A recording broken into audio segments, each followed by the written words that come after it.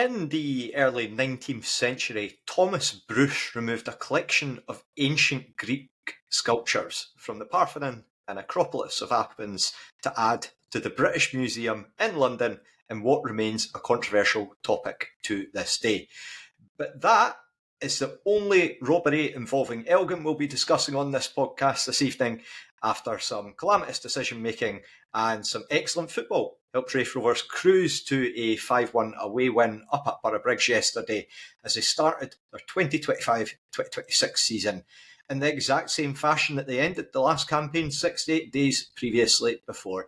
This, of course, is the Oh No No No podcast. I'm tonight's host, Robbie Weir, and first I'm joined by Duncan Cameron. How are you doing, Duncan? I'm doing very well, mate. Thank you. When we weren't sure who was going to be hosting, I have to tell you, 100% the Elgin Marbles crossed my mind. It was like, don't know much else about Elgin. That's got Elgin in it. So, yeah, good work. Yes, I took a lead off yourself and followed your tips that you've been providing for ages before, and now been able to benefit from it. And of course, Allan Douglas Munn as well. How are you doing, Allan? I'm really well, mate. Probably doing better than the guy I saw on the drive up to Elgin yesterday. I saw what is quite possibly the most idiotic thing I've ever seen, which was a guy cycling up a country road through trees and bushes and stuff, wearing head-to-toe camouflage. With nothing high vis at all, including a camouflage backpack. So he's probably dead now, so he's not going to hear any of this anyway. Yeah. Genuinely the stupidest thing I've ever seen. Just certainly wouldn't be Leslie Maven. Would not be Leslie Maven. Absolutely not. A very niche Japanese football top, no doubt, if it wasn't already the cycling gear. But that's why we love Leslie. Fantastic. So of course we a 5-1 win yesterday to kick us off, and an unchanged starting lineup from last week against Falkirk. Only doubt was Davy Hancock was saying that Josh Rowe was actually a bit of a doubt for this one. Seemingly had taken a bit of a knock before, and Lewis Gibson returned to the bench.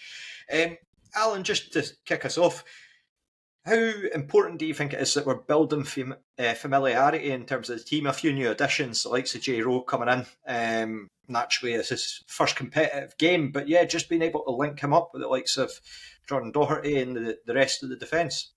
No, absolutely, mate. I mean, one of the most important things for our season is going to be having Hanlon, Doherty and Fordyce playing as many games as possible together, because they were a big factor in the end to our season last season. So if we can get them in there with Josh Rowe behind them, and then once we get Stevenson back at left back, Jai Rowe looks like he's going to just fit nicely in there at right back. I think that's going to be absolutely the building block of our season. They're not, Jordan Doherty's young. He's probably young enough to be my son, but let's not get into that. The other two aren't getting any younger, so we're probably still going to need to bring in some sort of cover for them. But yeah, if we can get those three out for as many games as possible this season, we'll be onto a good thing, definitely. Yeah, I mean, Duncan, when you look at the way that we ended last season, I think the only changes that we really had were Scott Brown and for Sean Byrne, Josh Mullin switching up with Lewis Stevenson, really, and Jai Rowe, obviously, with the other side. And then Jamie Gullen, who, again, got on the score sheet for St Johnstone, a great free kick yesterday, replaced by Paul McMullen. How beneficial do you think that is? Again, just being able to go in, we say about the Arbroath team all the time that we used to see, but just having that sort of, we've carried on as we sort of left off. Yeah, I think it's a big change for us, because we don't really need upgrades, if you know what I mean. We need reinforcements, and that's pretty stark. First game of the League Cup, you'd like to have a kind of settled squad, but that's not always been the case. But the squad is thin in places. But realistically, are you going to go out at this time of year and find a better centre-half than Paul Hanlon, Callum Fordyce or Jordan Doherty? I don't think you are. Like, not on our budget. And really, when you look across the division, you're not seeing players above that level being picked up. I mean, even at kind of left wing back, obviously Josh Mullin's filling in there. We've got Lewis Stevenson to come in. Are you going to go and find a left wing back who's better than Lewis Stevenson? I don't think you are. I think you're in a market for backups. And that level of consistency and continuity from last year is huge. Obviously, Jai Rowe and Paul McMullen, the two kind of new ones who've come in. But I mean, Paul McMullen's a great example of, I don't think we're going to do that level of business again. It's a very incisive, like, there's a standout championship level player. You get him, you bring him in, great. You can get one or two of those in a window, you're doing very, very well. So, it's obviously, I think, again, particularly important because Barry Robson very clearly has a very prescribed way of playing. He's very dogmatic. He knows exactly what he wants. He's not shy about letting his players know what he wants. I thought it was interesting in his post-match that he touched on the fact that normally, I think what you'd expect is managers talking about, oh, there's a couple of players still to get up to speed fitness-wise, whereas he specifically referenced there's a couple of guys still to get up to speed with the way that I want them to play. He mentions Paul McMullen, he mentions Jack Hamilton. So the fact that you've got 8 or 9 guys carried on from the season before is huge and should hopefully set us up for a good start to the season. Yeah, and even within this game, Alan, Rovers very, very quickly out the blocks. I noticed particularly sort of when we're coming to things like turnover of possession in midfield and overlap and even underlap and runs as well, we were very fast. Just talk about how the way that the game opened up right from the start, even just coming to sort of the first penalty, the first of many penalties and penalty shouts. This is going to be a recurring theme on this podcast. Yeah, I mean, the game fairly quickly settled into a shape of we were going to be attacking and Elgin were going to just sit in and try and stop us from creating too many chances, stop us from scoring. Not even necessarily try and hit us on the break. They did occasionally get forward, but it was very much just see how they would keep us out. It used to be called setting in and playing defensively. Now it's a low block or something else they like to call it nowadays. But it was very much. I think they knew very much that we were going to be on the ascendancy. We were going to be attacking a lot more, and that proved to be the case. So it was very much one-way traffic, and it kind of felt like it was only a matter of time. And we were getting the ball in the box plenty. We were getting it out wide. We were testing them a lot, and I think they just couldn't really cope with not even necessarily our pace, because most of the guys we've got up front are not particularly quick. It's the kind of speed of thought and the speed of kind of moving the ball around. They just couldn't cope with what we were throwing at them, really, which is shown by the number of penalties they both conceded and probably should have conceded. Yeah, so just with the first penalty, Dylan Easton, quick feet work to sort of get the ball into the box. Duncan, pretty clear stuff? Yes, I think so.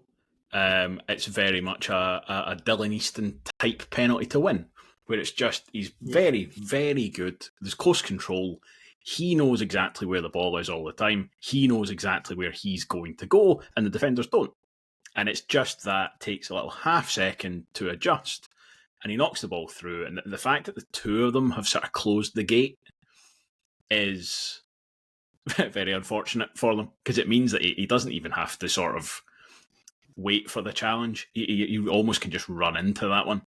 But no, I don't think there was any question about the kind the decision. I thought it was spot on. And more generally, just to echo Alan's point, I think you're exactly spot on. It wasn't the pace in terms of like straight line speed. The Rovers weren't like sort of knocking the ball into the channels and running past them. It was the sort of quickness of everything else. The moving the ball, and then that, there was a high press to counter their low block. And you see that even in the highlights, just a couple of times where guy receives a pass from his goalkeeper, goes to turn, and Paul McMullen's on him, and on him at full tilt. And he doesn't need to be Usain Bolt. He's already there, and he's got teammates and support. At one point, Ross Matthews is the furthest man forward, because that's where the space is, and that's where the defender goes to play a pass. And Ross Matthews is in the road. And that's exactly where I'm not going to kid on that I'm an expert on Elgin City, but you would imagine they've brought in some guys over the summer and that they are still bedding in. And the last thing you need is a team who are very well drilled and largely, all ready to grips with a style, especially like that, that's built on capitalising on these little mistakes that you're going to make on the first day of the season in 25, 26 degree heat. Yeah, and it wasn't too long after that the second penalty comes along. So there was a sort of almost miss-hit clearance or goal kick by Thomas McHale. And Jai Rowe is onto it like a shot very, very quickly, getting into possession, feeding the ball through. And then we get into a situation where Dylan Easton gets brought down again after his initial shot. What did you make of that one? And then the sort of afters, because that's been a point of discussion for a lot of people, sort of talking about Dylan Easton, Lewis Vaughan, the penalty kick taker situation. Do you think it's just one that's probably now the result of this penalty being put dead in the water? Yeah, I think so. Firstly, I have to tell you, I'm not arsed in the slightest about it. I don't find it a particularly kind of compelling argument, really. Like, of course, they both want to take the penalty, and of course, there's going to be a bit of a disagreement about it. And ultimately, fine. It doesn't really... I'm not bothered. And the fact that Vaughan sort of won that argument, but then missed his penalty... all right, so these things happen. I think you score 70% of all the penalties you take on average. So we had 3. If you round that down to 2/3, then statistically we were going to miss 1. Vaughan misses his. Fine, and I don't actually. I really have very little time for the whole that's a bad penalty versus that's a good penalty. Because I think it ultimately comes down to whether the goalkeeper's moved or not. And I think, sort of judgment-wise, Vaughan's gone for the kind of double bluff almost. Because for the first one, the keeper does stand still. He almost kind of drops to his knee as if he's expecting Easton to put it down the middle. So I think Vaughan gambles that he's not going to do that again. And he gambles correctly because the keeper hurls himself to his right, but manages to get his foot to it. Such a very, very good save. So I'm not bothered. And even, had Vaughan put it miles over the bar, I don't think my opinion would actually be any different, to be perfectly honest. But, sorry, to your final point about does that put it to bed? Probably. With the way these things work. I think Easton took an inordinate number of penalties last season, and I think scored them all. Yeah, I think it was up at 9 or something. Yeah, so the fact that you get 2 yesterday and that Vaughan missed 1 yesterday, my suspicion would be that, yes, Easton will now be on them until he misses 1. But, it's an internal thing. I don't imagine it bothered the players very much. No, certainly didn't have an impact in terms of their link-up during the rest of the game because they were chipping away at that Elgin defence. Allan, just for yourself, Lewis Vaughan looked like it was going to be a bit of a frustrating afternoon for him. So, firstly, there was a bit of a slack back pass quite shortly after the sort of second penalty where effectively Paul McMullen goes to kind of round the keeper, but then I don't know if it's harsh to say that he forgot the ball or whether it got caught up. I think It just looks such a strange one. It's just kind of the way that it is. And Lewis Vaughan, very, very unlucky with that attempt to try and sort of dink it over the keeper, bounces off the bar, but just to a level that is still a bit too high for him to catch the rebound as well.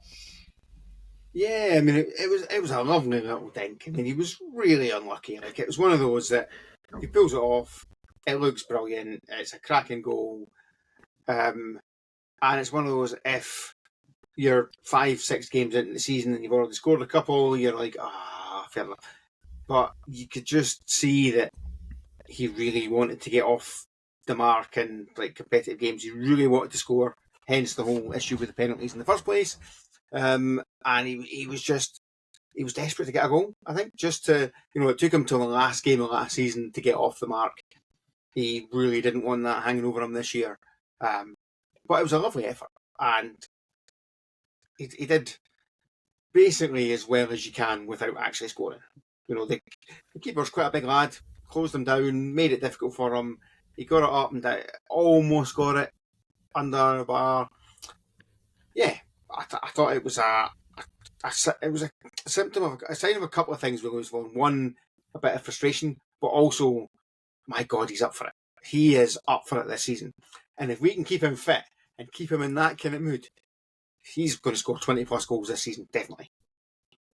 Well, he almost won us a second penalty, but for whatever reason, or a third penalty even, but the referee, for whatever reason, decided a two-handed shove on the back. Duncan, you're shaking your head dismissively. Oh, the corruption that's endemic in the SFA, just fully in evidence once again, Robbie. Former Dunfermline goalkeeper Sean Murdoch was the referee yesterday, disgracefully denying us 2 additional penalties. I think we should be writing strongly worded letters to Hampden Park to have that looked into.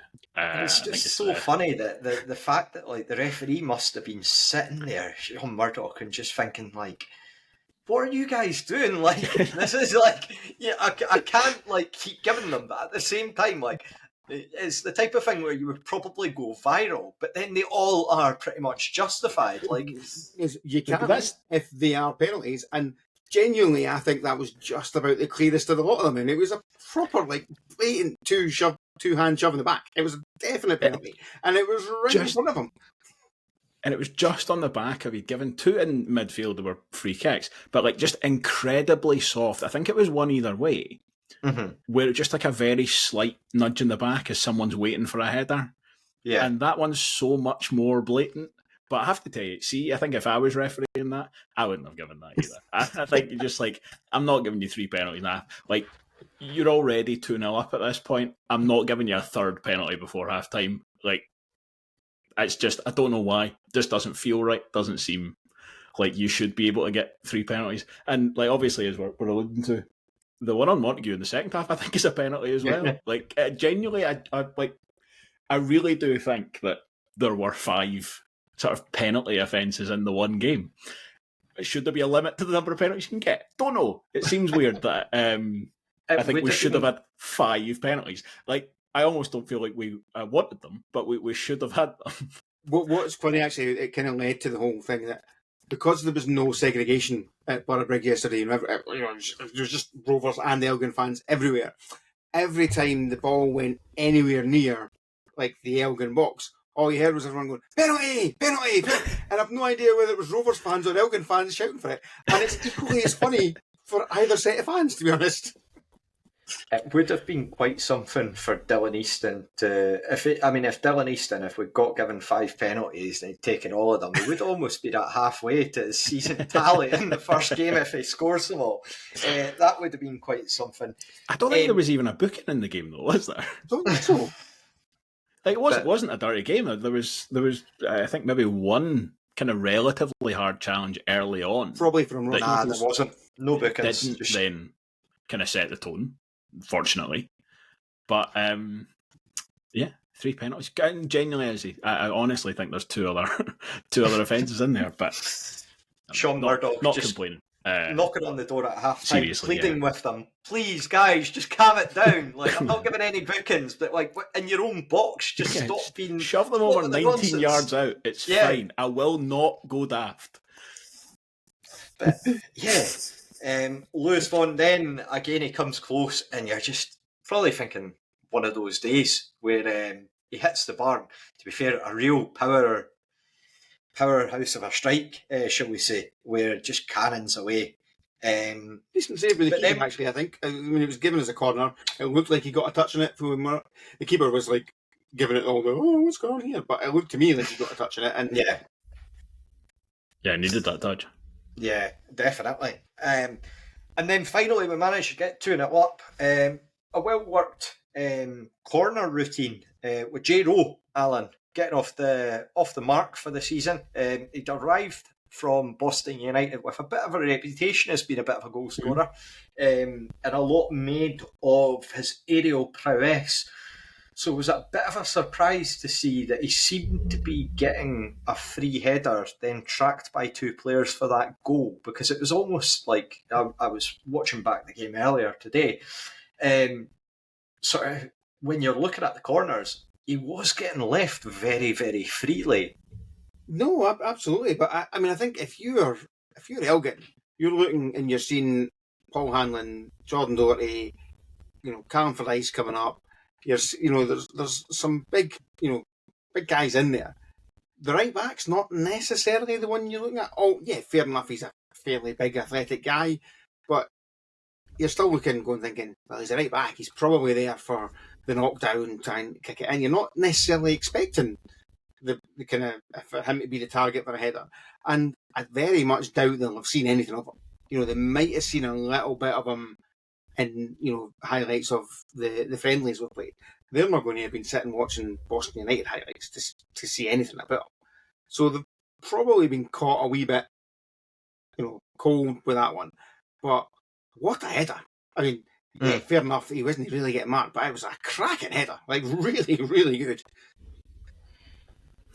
Yeah, I was very impressed with Jai Rowe across the full 90 yesterday and his contribution to the game. One thing that I thought really stood out for me was his link-up with Jordan Doherty.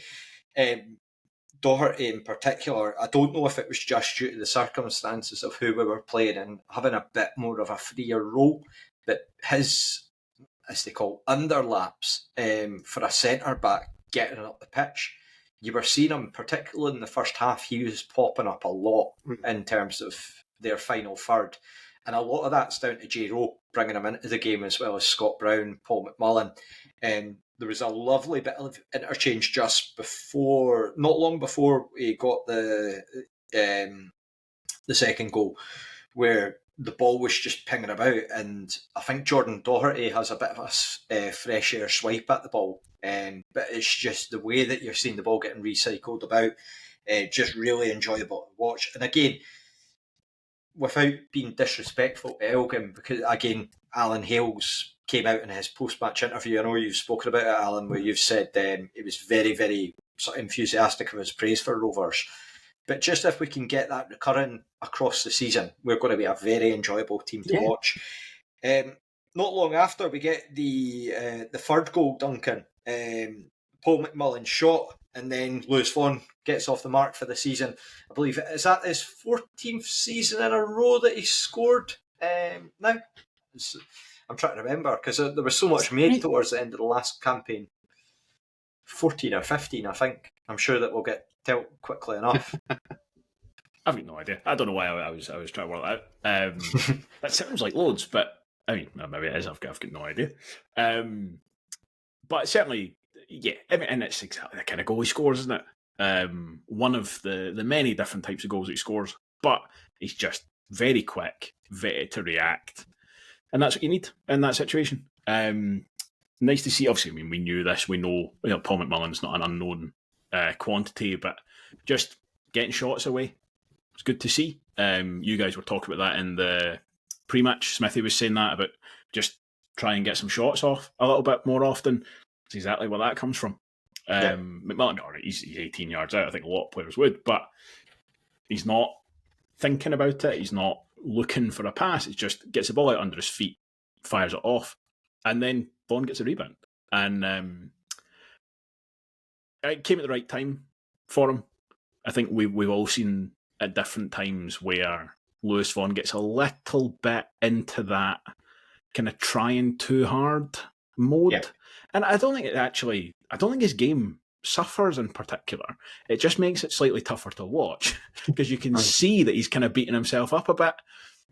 I mean, we're like half an hour into the season, but you could just start to see it in his body language with a missed penalty, obviously, and then the fact that he'd hit the bar after that twice.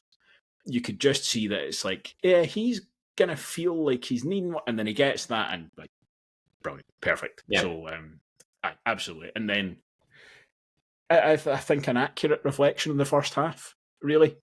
Elgin, they'd knocked a couple of balls over the top to try and chase down, but really the story of that first half was just that fairly incessant Rovers pressure, largely just based on what we said before. That kind of energy to go and win the ball back and be the first player to a loose ball, which is it's where that goal comes from, and it was what happened 9 times out of 10. The ball went loose in that first half.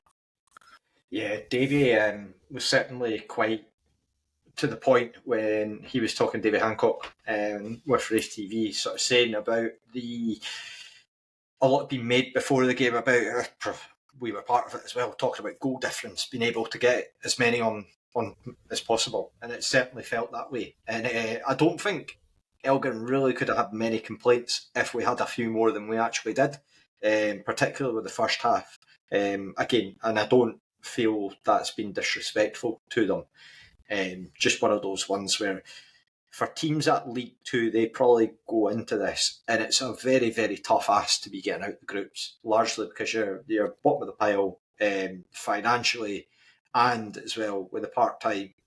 For Elgin being where they are, they're often looking in terms of players that have bumped down from maybe the likes of Ross County, Caley Thistle, Aberdeen, even competing against Peterhead.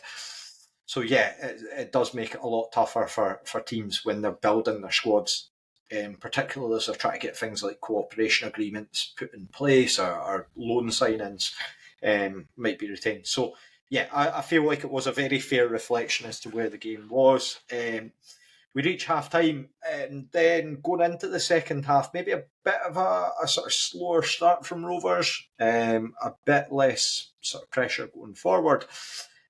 And then Elgin get a goal back. So, I just wondered, Duncan, is there anyone in particular to blame with it? Barry Robson sort of spelling out his frustration that we didn't keep a clean sheet there. What did you make of it? It's an odd one, isn't it? It's a tricky one to kind of point fingers for, because first and foremost, it's a very, very good cross. And I think it's a deceptively good cross, because at first glance it looks terrible. It just looks like he's put too much on that. He's kind of overcooked it, and there's no kind of pace on the ball. It's not one that someone's going to be able to get a header on and sort of slam it into the goal, bullet it in the goal. Pick a verb you're choosing. But because of the fact that it's not overhit, it turns out to be perfectly weighted, but because it's gone sort of beyond the goal and the angle that it's coming down at, I don't think, and feel free to disagree with me, but I don't think there's a reasonable expectation that Josh Rowe can come from that. No, I wouldn't say so. I think it's just kind of outside of his sphere of influence. And I would say from his perspective, he's probably wanting his centre halves to just be handling it. He doesn't want to be getting in the way if they're going for a header. Because, again, you look back at the games that he had for St Johnstone last season, there's one where he tries to go for the ball and then the centre half tries to hook it and kicks it out of his hands. And it's a cacophony of errors, shall we say. It's one of those that it kind of looks like it is his ball, because it comes close to him. And it looks like he should be able to come and get for it, but it just kind of hangs in the air a bit and goes kind of away from him. So I don't think, like you say, I don't think there's any reasonable expectation of him coming and claiming that ball. But I can see why he did kind of half come for it and end up in no man's land when the ball comes back over. Because I think he's chosen to just basically defend that near post. And now the ball does come across very close to him. But again, I'm not overly minded to kind of criticise. I think, particularly in light of the fact that we're playing three big centre halves. John Doherty's not the biggest guy in the world, but broadly, you're playing three centre halves. I think there's a bigger expectation with that your goalkeeper isn't going to come out flying, because you've got three guys who are there to win headers. You just spoke yourself there, Allan, about the asset that Jai Rowe is going to be in the opposition penalty box. It should also apply in ours. Yeah. So I think that in terms of who should be doing better, someone. I don't know who it is, but ultimately I think what you need there is first contact, just from someone.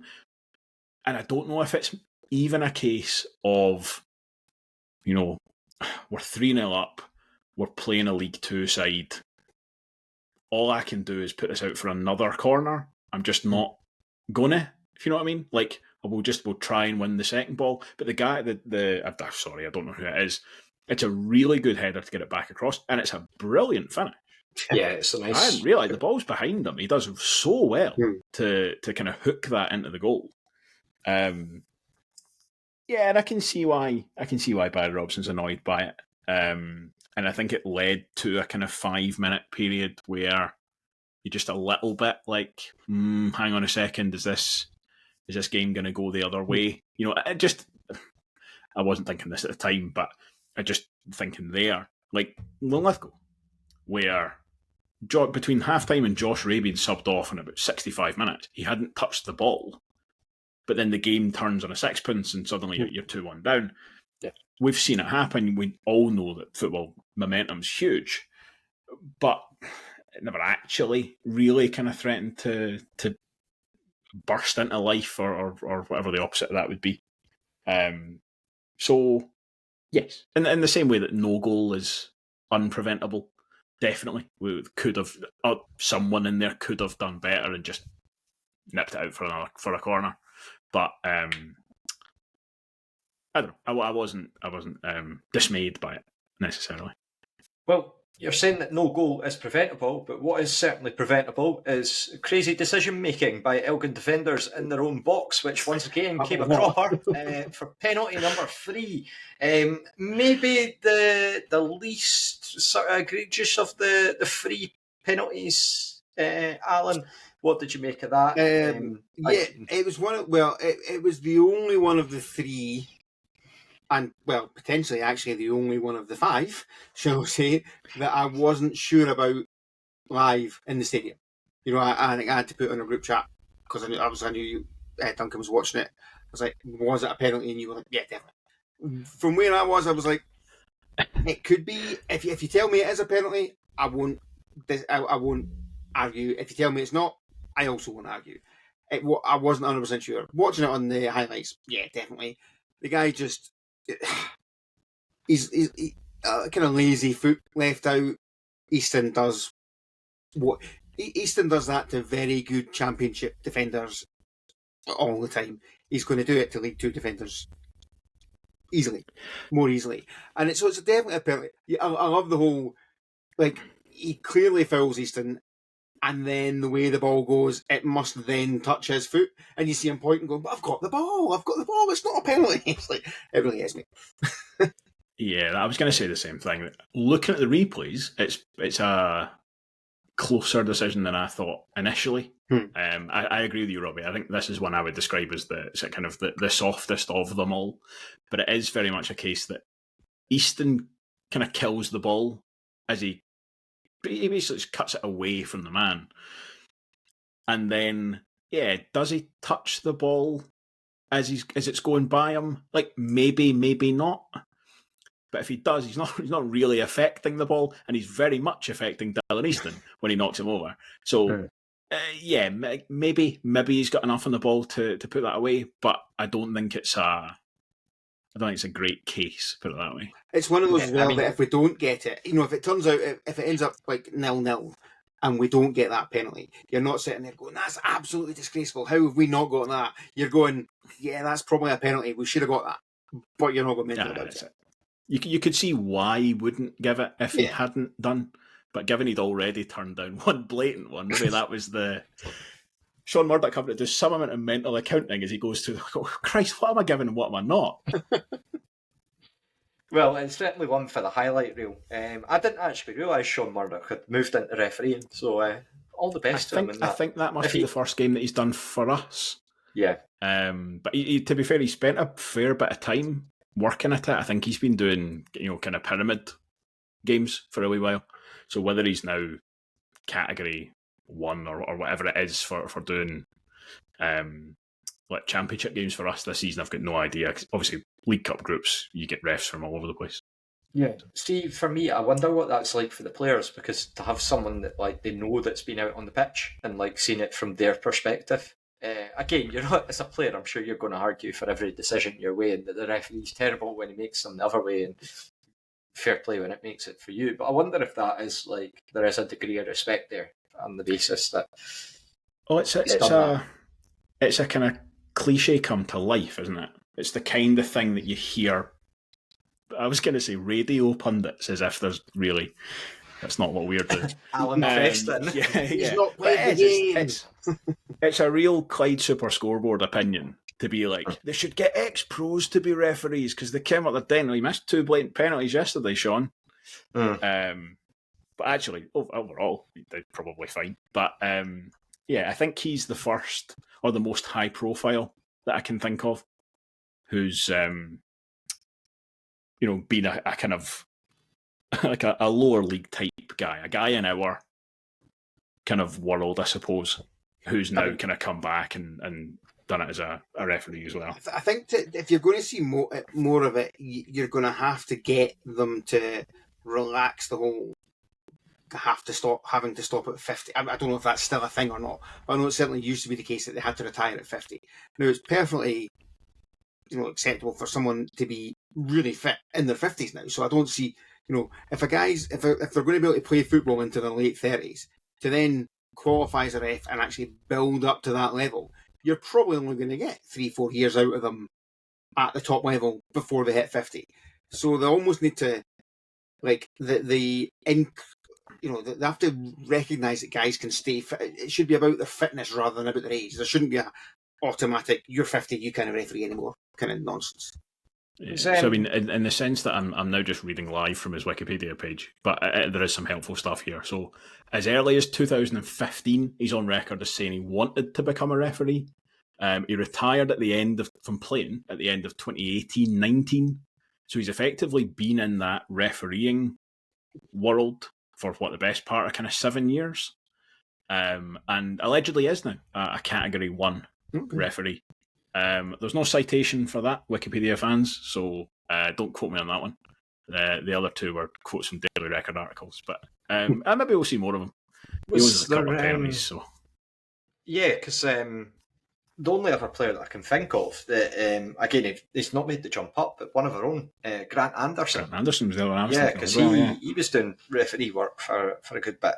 So it'd be good if he came up. I'm just trying to think of all the terrible players that you could have in terms of, Brian Graham, we know that he's been a referee. But yeah, outside of that... Ian Davidson would be a great referee. Yeah, that was the one that came to my mind as well. I was just thinking, good luck arguing against Davil. But yeah. Anyway, yourself off for punching something. So yeah, we you mentioned it earlier, Duncan, but Jack Hamilton comes on. He replaces Paul McMullen right before we get our 5th goal. A Jai Rowe cross, fresh air clearance, and the propaganda machine is in full swing once again. Josh Mullin at the back post. Good to see both wing backs on the score sheet there, Duncan. Yeah, I was waiting to see if you were willing to describe that as a diving header or not. Oh, of course I am, absolutely.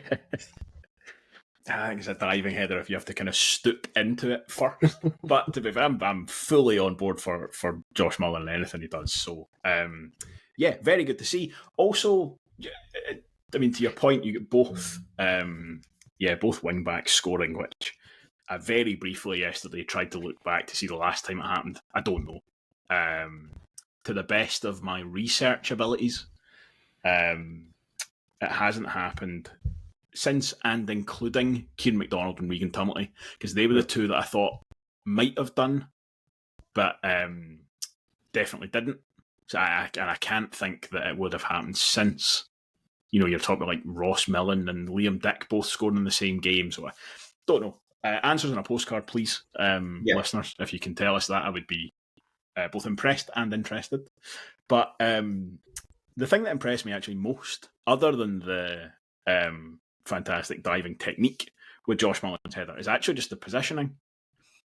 And again, I recognise that it's a little bit easier given the state of the game at that point, but that's a great place for one of your wing-backs to be.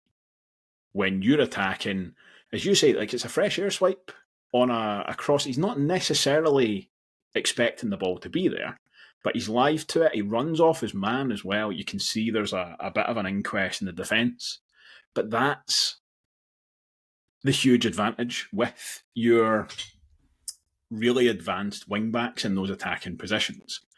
Because it's not the winger who's come all the way back, it's one of the central midfielders. So they've had to hand them off at some point earlier on. You create that kind of bit of chaos. And look, I don't imagine we're going to see Josh Mullin popping up at the back post on the left-hand side, a dozen times this season. But Jai Rowe looks like he's certainly naturally comfortable in that position. And Josh Mullin's doing a very, very good impression of it. If you watched that game as a neutral yesterday, you didn't know who any of these players were. You wouldn't have got to the end of the game and said, why was that guy playing on the left-hand side? And anything like that at all. He's again, go back 18 months and tell any one of us that we're playing Josh Mullin at left back and we'd break out in hives.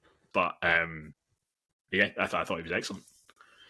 Yeah, I would fully, naturally agree with that, of course. I think that very reminiscent of the game away at New Douglas Park, the final one last season, where Lewis Vaughan sort of puts the ball across, and it's Josh Mullin who's playing right wing back on the day, but he's the one that's there.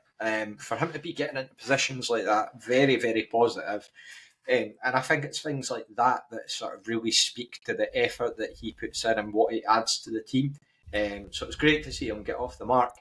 Then it was subs galore, Alan. We had Lewis Gibson came on to replace Josh Mullin, Kai Montague for Lewis Vaughan, Sean Byrne for Ross Matthews, and Richard Ching comes on for Dylan Easton. Really a good game for Rovers to be able to sort of flex their attacking muscles, shall we say. Yeah, absolutely. And I thought other than Chin, who through no fault of his own, he just never really got a chance to kind of impress so much. I thought the other three actually all kind of showed some really good signs. I thought Gibson absolutely willing to kind of bomb down the left, trying to get to the byline and cut the ball back. A couple of dangerous little moves. Montague, my God, I just want that kid to score. I really do. I think when he scores, I think it's just going to take this weight off of him. He's going to relax. And I genuinely think he's going to be a real player for us when he gets that monkey off his back and gets a goal. He's desperate for it. But there's some there's talent there, no doubt about it. And I thought Byrne very quickly got into Sean Byrne mode. Just does what Sean Byrne does, puts his foot on the ball, passes it about a bit, just looks so calm in that midfield. As I say, Chin never really got a chance to do much. It just didn't really fall for him. He had a couple of wee runs and a couple of things, but his time will come in competitive games. There's no doubt about that. It was all very encouraging. I thought all of the subs, looked pretty sharp. Even Jack Hamilton, yeah, very much not match sharp, as you would expect. But we're back in a position like we were maybe sort of 2 years ago under Ian Murray, where genuinely you look at our bench and think that bench can make a difference. Like we can change a game with our bench. It's not about just giving guys a rest. We can actually make positive changes with our bench, which is absolutely what you want. Yeah, for whatever reason, I've just automatically blanked out last season because I was thinking 2 years ago we had like Conor McBride on the bench, and then it just came to me like, whoa, The old tiger cage is coming back. That's what it is. Well, I mean, it showed because Lewis Gibson, he had a cross which found its way to Richardson, who had a shot that was spilled by the keeper. Jack Hamilton tries a very audacious back heel attempt, which then again rebounds back out, and Kai Montague, as you said, Duncan was talking about Lewis Vaughan earlier on, and much like Vaughan, it's just one of those ones where you feel like maybe when Montague just wants to get that goal, that extra bit more, he's just really just trying to get the monkey off his back. And just I really hope it happens against East Kilbride as well, just to get it right up Nick Kennedy, but that's just not want to jump ahead to the preview too much. I'm fully aware of the anti Mick Kennedy propaganda, and I fully empathise with it. But I'm sure I was going to say he'd been authoring it for a while, yeah. But yeah. But I would say that he would probably be delighted as well. He probably he would actually if Montague scored, because again it would be a very, very big moment for him, and it would probably speak volumes about the youth academy that East Kilbride have, albeit we'll come on to talk about their incredible transfer policy just shortly. So yeah, Duncan, Rovers topped the group narrowly, to be honest, because St Johnstone, speaking of East Kilbride, had a 3-1 turnaround. Aside from that Gullen goal, Sidibe and one other getting on the score sheet to turn it around there. Can't remember who the third scorer was because I tuned out by that point. I'd love to help you out, mate. No idea. It's all right. It's just St Johnstone. He kept the gun, to be fair. They're a beige club.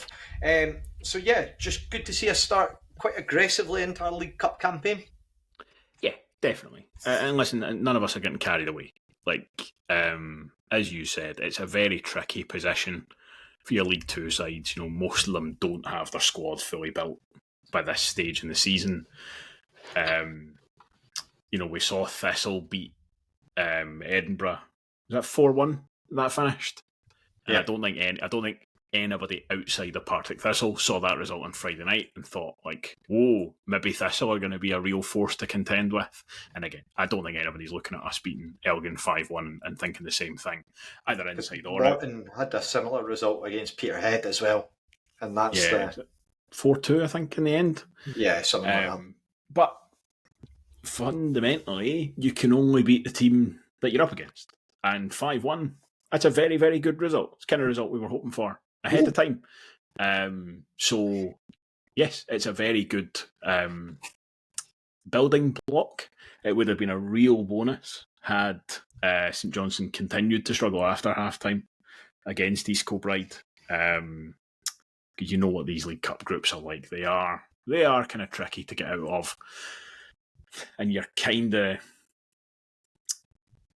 looking in a group like ours, you're sort of looking at the game against St Johnstone as the head-to-head and then hoping that they drop points somewhere else to make your life a little bit easier. But not to be in the kind of first round of games, but we'll see what happens from here. But as I say, I think as good a start as we could expect, and no reason why we can't build on it. Yeah, just absolutely. To clarify, St Johnstone's third goal was actually scored by our assistant manager's son. Oh, right. Oh, fair enough. Sorry about that, Mackenzie. I had to look it on my phone, obviously. I didn't know. But... No, that's absolutely fine. I just couldn't be bothered going and looking because I wasn't that engrossed by it.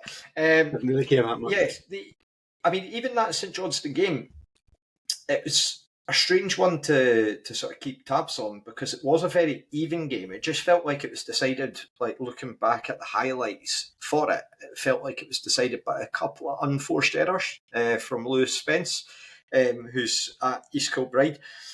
So Tuesday night is going to be the first meeting, I believe, between the teams. East Kilbride obviously just recently got into the SPFL, seem to have had quite a lot of investment. So how important, Allan, is it that we're going in sort of looking in terms of a strong start for this game again, just because they feel like a team where historically they've done well against some SPFL sides. So last season they knocked both Airdrie and Ayr out the Challenge Cup, but then also they got absolutely horsed by Airdrie at the Excelsior right before that. So it's naturally they're going to have quite a lot of changes, 9 summer signings, which we'll talk about in a little bit. But yeah, just you're hoping to see a continuation of the Barry ball against East Kilbride, this high line and press. Yeah, very much so. I mean, ultimately, it's only 3 of the 8 second place teams are going to go through. We're still in a position where we want to try and win the group by getting a result up at McDermott Park. But if we do end up finishing second, goal difference could and almost certainly will be a factor, because in quite a lot of the groups, the team that finishes second are probably going to have beaten everyone else other than the first seed. So goal difference could be a factor. That said, we can't go into the game thinking, right, we need to just build up a goal difference here. We need to take care of the game first. Similar to Saturday, we didn't kind of just go all at them. It was very much the game, the pattern of the game was quickly established, and we realised they're not really that much of a threat going the other way. We just need to break them down. I suspect East Kilbride will be similarly stubborn in defence and will make us break them down. You'd like to think on our pitch, well watered, we know what we're doing there, we will make chances, and we will get chances to score and hopefully put a few past them as well. Yeah, you mentioned about the goal difference and being a factor. I mean, naturally, even on Saturday, you saw a few sort of shock results with Motherwell were run quite close. They got taken to penalties by Clyde, but I think one of the main ones was Ross County struggling against Stranraer down there, and ultimately lost out on the bonus points. So, yeah, it'll be a tough game. I don't doubt that. It's always one that you feel confident when you're going in against opposition, where, particularly because it's their sort of first season in the SPFL, I know a lot's been made about them. A lot of people see them straight off the bat as like a League One team. But even last season, you look at some of the way that teams sort of performed in the League Cup, it just throws up these shocks. So even Clyde against Partick Thistle off the top of my head last season, Clyde had a horrendous season last season, but in the League Cup they performed really strongly in the group stages.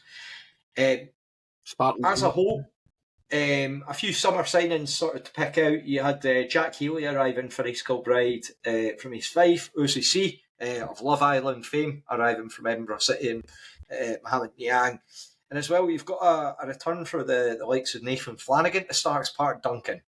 What are you expecting from East Kilbride? I know it's probably, again, much like Elgin when I spoke to Craig during the week, and obviously sort of we're not expecting expertise about East Kilbride here or Elgin, for example. But what are you anticipating going into this game? I don't know. As you say, this is the first time the Rovers have played East Kilbride ever. In the kind of 15 years that they've been in existence. As I'm sure it was Les who told me that they do have the year 1871 on their badge, but that's just the year the town was founded. And not even the town, it's like the little village the town was built around or something, isn't it? Yeah, just cheating. That's not how badges work. But anyway, sorry, setting that aside, I had to look up what year they were actually founded because I knew it wasn't 1871. But sorry, more importantly, where I was going with that is I don't think I've seen any of Mick Kennedy, East Kilbride. I know they've been on Alba a couple of times for kind of playoff games and stuff like that. I don't think I've managed to catch any of them. But he's got a reputation for a little bit, like I was saying earlier on about Barry Robson, being quite dogmatic, quite fixed to the way that he wants to play. Now, from what I've read, there wasn't a huge amount of evidence of that. Against St Johnstone, they were kind of sticking to their old principles. So it'll be interesting to see whether that was a blip, that was an attempt to just try and do something different against St Johnstone, or whether it's a whole new East Kilbride for this season. The point you made there about people have described them as a kind of a League One side. I'm not convinced by that argument. I think they've brought in some players who potentially could be kind of League One standard, but I don't think the squad as a whole is there. I'm not expecting them to kind of run all over League Two this season. Like, there's guys in there like Mohamed Niang, who came in from Dumbarton, like, good player, but not a world beater. Didn't Dumbarton had a very tough season, but he wasn't, dragging the rest of that team up. The other names that you recognise in there, like Regan Mimnau's been around for a while now. Like Uzi C's another one where the name stands out. Like, and again, good player. I don't think he's dragging an entire team up, on his own back. And then the likes of Nathan Flanagan, like, I'm not overly convinced. I don't think if, for example, Elgin City announced that they'd signed Nathan Flanagan this summer, you'd have gone like, wow, they're really building a squad for a title tilt. But obviously, they were certainly a very good side last season. They've made changes, and such is the nature of the League Cup. I'm more looking forward to kind of seeing what they're like. The time of the outcome of the game obviously could be literally anything. I'm not expecting us to go and run all over the top of them, but I wasn't expecting us to run over the top of Elgin either, and that's just the way that game went. So, it will be interesting to see. And as I say, I'm keen to see what a Mick Kennedy side looks like, because they get a lot of headlines. So it'll be interesting to see what the reality is. Yeah, I mean, that's the thing. Even if you had like the ability to see into the future, and you could get told like, oh, we beat them 5 or 6-0, you could be like, okay, I can see with their style of play and our style of play and the players that we've got, like, it's not unforeseen with them. It's not the type of say. But also, by the same token, they did beat Ayr last season. They did when Ayr were going through that really rough spell right after. I think, I'm not sure if it was right before or right after we beat them with 2 Lewis Jameson goals. But that was at a point where East Kilbride, I did watch that game, and they were more than a match for Ayr that day. So obviously, with the improvements that they've got in, I don't think, for all the criticisms, and I know that Cy Ferry gets this a lot, like in terms of, for all the criticism people label at him for social media and the open goal stuff, whether you like it or you don't, guy's still a good coach. Like, he's still recognised within the game as being like good at what he does. So yeah, I feel it's going to be a very. I'm hoping it will be a very open game. I can see them being very different to the way that Elgin play, but how that pans out in the match itself is very, very hard to tell. I'd be very interested if they did go toe-to-toe with us, because I've not really seen that from any sides at that level, particularly looking back. Even last year within the League Cup, you just had Stranraer come in and basically sit in until later on in the game. Stirling weren't really up to much, and the last time we really saw a team go toe-to-toe from that level was Annan. I would say down in the League Cup a couple of seasons back, or 3 years ago, as you should say. But yeah, just keen to see the game. It'll be great to get back to Starks Park. It feels like it's been forever and a day since that. What was it? Was it Morton? The last game that we had there. So aside from the pre-season game against Alloa, so yeah, that'll be a positive. Any final thoughts to close off the podcast, guys? Main thing was going to be just kind of jumping back a wee bit to yesterday's game. Borough Briggs, cracking ground. Absolutely loved it. First time there, another wee one ticked off out of the, I want to say 42, but there's not actually 42 stadiums because there's a few teams without one, but thoroughly enjoyed it. Well worth the 300 odd mile round trip. Reasonable ticket prices, very reasonable food prices, good food. Great to be in a stadium where there was no segregation and there was no, there was a few folk who obviously had a wee bevy on the train or the bus that kind of mouthing off a wee bit, but nothing. Mostly it was mainly their own mates dragging them away, saying, "Go on, shut up, move on." Kind of no nonsense. Just a really, really enjoyable day. And they just seem like a really decent club as well. Good home crowd. I mean, very good away crowd. I thought, 460 odd or whatever, making the 300 odd mile round trip on a day like that, and buses, brilliant effort, but also a very, very good home crowd. And they seem like a thoroughly decent club, and as I think possibly the only club, well, obviously East Kilbride now as well, who've never been promoted out of League Two, having got into it. I actually genuinely hope they go and have a very good season. Yeah, I've made the trip up before, and it couldn't be more different weather conditions compared to the Scottish Cup game under Ray McKinnon, which I believe was a very, very cold day. But the social club that they've got up there is fantastic. It's just right in the ground, and yeah, I'd echo in terms of the experiences that I've had up at Elgin before. That good day out if you get the opportunity to go. It's one of the ones, and I feel like you get that a lot in sort of League Two, League One, these grounds where they're well worth taking the time if you've not done it before, if it does come up, because it's got much more of a community feel to it than you'll get at a larger stadium. Say a trip to Dens Park, for example, you're just kind of up the road in the stadium, and then as soon as it's done, you're gone. Whereas with these ones, it's a bit more of a day out. Yeah. So yeah, but also to all the ones who are abusing Dylan Easton, get it up, please. Just on that point about ticking off grounds, to be fair, if East Kilbride could somehow find a way to take us to a replay, that would be good. Because they're one.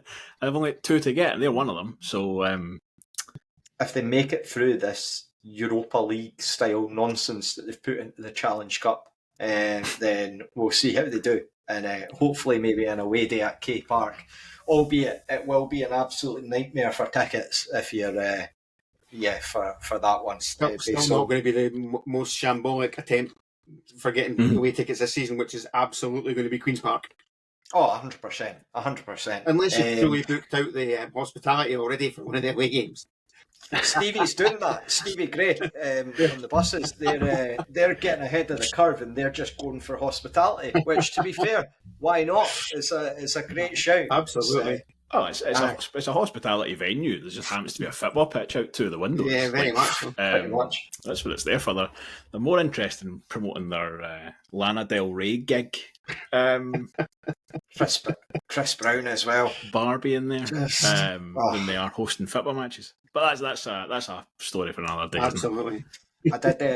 I did notice that after their 2-1 defeat by Spartans, they were 1-0 up with 10 minutes to go. Queen's Park, sorry, we're taking a tangent off to close this episode. Sean Crichton. The season has room to go on. So close to getting in an episode under an hour as well, but there we go. Nah, that's nonsense. I was trying to pad it out.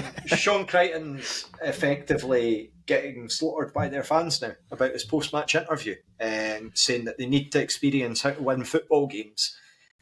Sean, that's their job. Like, come on, it's very basic stuff. But yeah, a few comments about as well, just among their fans, about how Aidan Connolly has not set the heaven alight apparently as well. So yeah, that's one thing. Like going into the summer, the general, I think the kind of received wisdom was like, okay, they've no money. Willie Hockey's pulled the plug. Like they're cutting left and right. They're going to be down to the bare bones. And their summer business actually looked pretty impressive. Like I think we spoke about it in one of the summer episodes. Like Ewan Murray and Aidan Connolly, both just very, very good championship pickups. Yeah, and I think people can read a bit much into these League Cup groups sometimes, as you said. Like Thistle getting beat by Clyde's a great example. Didn't define Clyde's season. It didn't define Thistle's. It was Logan Dunnicky who scored the goal in that game. They're playing him up front. I said forward. But the rest of the play was centre half. Yeah. So, I think maybe a bit early to write off Queen's Park. I think they did do good business, and these guys I'm sure will come good. I've got no doubt that Ewan Murray and Aidan Connolly won't contribute to that side this season. Very much hoping the game at Dens Park is not a reflection of the season ahead for Airdrie as well. Yeah, That feels like that's a bigger bellwether for what life under Stephen Presley might be like. I think you're probably right there, yeah. It's, what was it? I heard it described as Stephen Presley on a downer, or Craig Levein if he'd taken a downer. It was the description that I saw about his post-match interview. But yes. The Courier today have got a piece of kind of commentary. I'm guessing it'll be George Cran, who normally covers Dundee for them. And it's one of these, like, it is believed type ideas where somebody from within Dundee has phoned George Cran and gone, wait till you hear this. So it's like it is believed Stephen Presley is trying to implement a game model that means when one of his players has possession, the others will take up positions to advance up the field. Wow. Now, steady on there, Stephen. Let's, whoa, slow down, egghead. Run that one by me again. Reinventing the wheel stuff from Stephen Presley there. So I can't remember if it was you or someone else. I saw a comment on one of the Discords sort of said about how, like, this could really catch on in 1860s football. That's it. Like, passing and moving. Well, like, England played Scotland in the first internationals, and like people in Scotland had worked out that passing was a thing, whereas in England it was just a running game. And so there's a run of those internationals where Scotland are just thumping England every time they play because they're just kicking the ball, and nobody in England had worked that out yet. And Stephen Presley has apparently, like, independently come to this same realisation. It just happens to be 160 years after everybody else. It's just the type of appointment where you saw it and you thought, oh dear, they're in trouble. They're in for a long time. And it's the type of appointment where you think, this is just basically a start date, and the end date, is going to be in about 6 months' time. So yeah, just a very, very tough watch. The one that's enjoyable. The BBC, with the Scottish Football Podcast, have been doing like a preview one for each of the Premiership teams, and they've been doing the same questions at the end of them. And one of them is, how sugary is the manager's peg? And I was listening to the Dundee one today, and they're like, oh, no, it's perfectly solid. And I'm like, is it though? Is it really? Really not. That's the only thing they've got going for them is that way in football where when everybody thinks one thing, sometimes the opposite happens. Mm-hmm. Like, everyone is so convinced that Stephen Presley will fail, it might have actually come back round to become a success again. But he's one game in, and it doesn't look like it. It looks very much like... It was recorded before yesterday's game, but one of them genuinely was suggesting, oh yeah, they'll probably give him at least 2 years. I'm like, no, they won't. They absolutely won't. No. They just sacked Tony Docherty for only keeping them up. There's not a chance they're giving Presley 2 years if they're shite. Nah, as you say, Robbie, like, he's been sacked. He just doesn't know it yet. Like, there is no world where, like, in 2 years' time, there's a photograph with, Stephen Presley shaking hands with Eric Drysdale, and there's a new 4-year deal on the table. Like, it's just not going to happen. He's going to get binned. It's going to be within the next 6 months, and it's going to be hilarious. It must be a bit of deja vu for Eric Drysdale, because it's like exactly the same reaction as when he appointed Gary Locke. Like, it's just we were right then too. Yeah, I mean, Stephen Presley, if he gets a drop at Tannadice with a comeback from, what was it, 2-0 down or 1-0 down? But either way, it finished 2-1. Yeah, when it was 2-0. The vitriol towards Ray McKinnon that day, tremendous. But anyway, that's a good point to leave us. We will be back after the East Kilbride game with a full debrief for that, and then a short break after, because obviously no football free weekend Saturday, free weekend before we then make the trip up to Perth. So yes, thank you for taking the time as ever to listen. We just hit 500 subscribers on YouTube, so please don't unsubscribe to us. Please remain where you are. Try and keep that parity there. But yes, once again, thank you for taking the time for joining us, and we will catch you very soon. Bye for now.